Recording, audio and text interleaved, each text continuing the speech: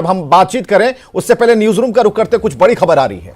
बिल्कुल विवेक, इस वक्त बड़ी खबर सासाराम से आ रही है जहां पर ईवीएम खराबी की खबर सामने है और ऐसे में देखिए एक एक करके जब इस तरह की खबरें सामने आ रही है तो परेशानी का सबब बनती है, क्योंकि लोग जागरूक हैं, मतदाता जागरूक हैं, वो पोलिंग बूथों तक पहुंच रहे हैं अपने वोट को कास्ट करने के लिए, लेकिन सासाराम में ईवीएम खराब हो गया है और ऐसे में मतदान केंद्र संख्या 35A पर लोग इंतजार कर रहे हैं। अब यहां पर भी मतदान बाधित है, लोग कतारों में जरूर खड़े हैं, अहले सुबह तमाम अपने दूसरे कामों को छोड़कर लोग वोट कास्ट करने के लिए पहुंचे हैं, लेकिन ईवीएम खराब होने की वजह से फिलहाल मतदान बाधित हो गया है और लोगों का इंतजार बढ़ता हुआ। तो एक एक करके जो तमाम जगहों से खबरें आ रही हैं, देखिए वो परेशान करने वाली है। पहले शेखपुरा, लखीसराय, अरवल, कैमूर, हालांकि कैमूर में बाद में इसे ठीक कर लिया गया और अब सासाराम से खबर आ रही है जहां पर के मतदान संख्या 35A पर ईवीएम खराब हो गया है और मतदान फिलहाल बाधित है। सीधे रुख करेंगे सहयोगी विवेक का।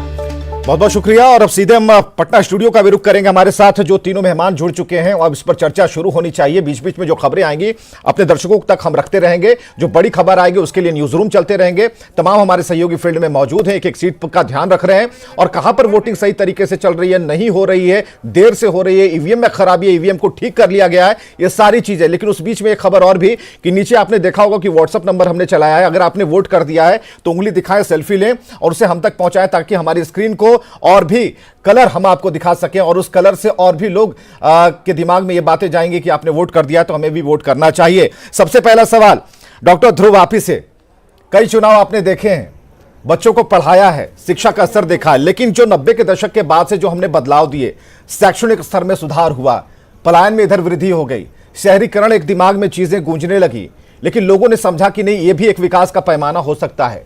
इस बार जो चुनाव हो रहे हैं उसका आधार क्या है? क्या जातिगत समीकरण की बात जो कही जा रही थी वो यहां पर फैक्टर काम आता है, या फिर इसका एक और इंप्रूव वर्जन अब आ गया है जातिगत समीकरण का, जिसको ध्यान में रखते हुए इस बार वोटिंग हो रही है? देखिए, मुझे लगता है कि जो नए वोटर हैं उनको इससे मतलब नहीं है, इन मुद्दों पे वो वोट नहीं करते हैं, लेकिन दुर्भाग्य से जो राजनीतिक दल के लोग हैं वो इन मुद्दों को नहीं छोड़ना चाहते। वो अपनी जीत सुनिश्चित करने के लिए उन, आप कह सकते हैं, हथकंडे को अपनाते हैं, या कह सकते हैं टेस्टेड जो उनके टूल्स हैं उनको अपनाते हैं। और यही कारण है कि कल भी कुछ इस तरह के स्टेटमेंट्स आए हैं जो बिल्कुल स्पष्ट है कि वो बांटने वाले हैं। लेकिन जो नई पीढ़ी है, देखिए अभी एक वोटर बता रहे थे कि भाई हमने नहीं देखा, उनसे जब संवाददाता ने पूछा कि 15 साल बना, हम 15 साल हो, बोले हम लोग को इससे मतलब नहीं है, मैंने देखा नहीं। ठीक बात है, 30 साल पहले क्या हुआ, आज के जो 18 साल के, 19 साल के, 20 साल के वोटर हैं उनको इन चीज़ों से मतलब नहीं है।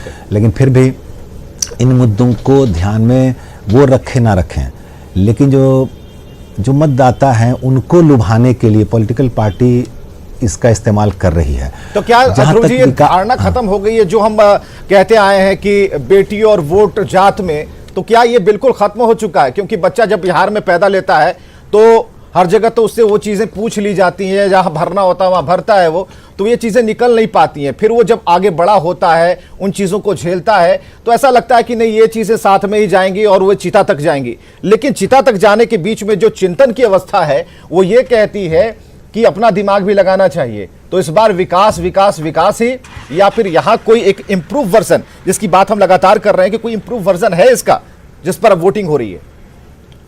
नहीं, मुझे लग रहा है कि ऐसा कोई नया वर्जन इस पर अभी नहीं आया है, आने वाले दिनों की बात नहीं, लेकिन अभी फिलहाल इस चुनाव में, 2020 के चुनाव में ऐसा कोई वर्जन नहीं है।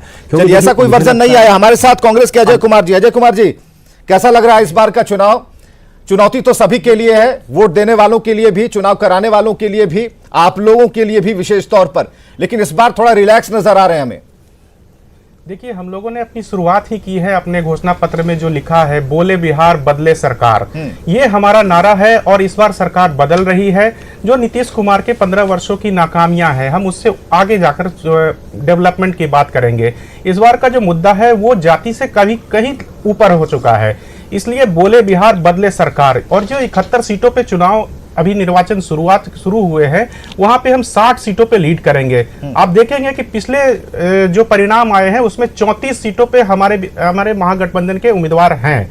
तो ये ऐसा हमारा मानना है कि हम मजबूती के साथ पहले चरण में ही लीड लेंगे और उसके बाद दूसरा और जो तीसरा चरण आते आते हम कहीं आगे निकल जाएंगे। नवल किशोर जी, ये तो पहले ही कह रहे हैं कि लीड ले लिया इन्होंने। नहीं, हर आदमी को अपना सोचने का अधिकार है और अपने बारे में बोलने का अधिकार है। अगर इन्होंने कहा तो कोई गलत नहीं कहा, और बंद मुट्ठी लाख का खुल गया तो खाक का, अभी चुनाव हो रहा है तो ये 71 में 71 जीत सकते हैं, ये इनका कहना कोई गलत नहीं है। अपने बारे में बेहतर सोचना और बेहतर कल्पना करना तो आदमी को अधिकार ही है। लेकिन देखिए, एक दो तीन बात मैं अभी ध्रुव जी भी कह रहे थे और मैं भी कह रहा हूँ, ये पूरा राज्य विकास के ऊपर निर्भर है।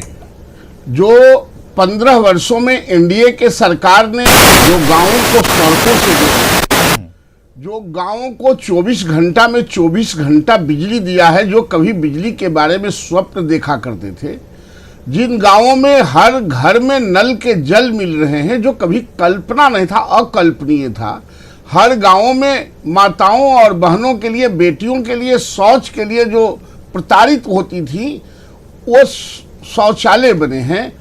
ये जो आज पुलिस में बहाली, शिक्षक में बहाली, नर्सेज में बहाली, ये जो महिलाओं को देख रहे हैं सड़कों पर, एक बहुत उत्साहित तरीके से जो हमारी बेटियां आई हैं आगे, उसका ये परिणाम है।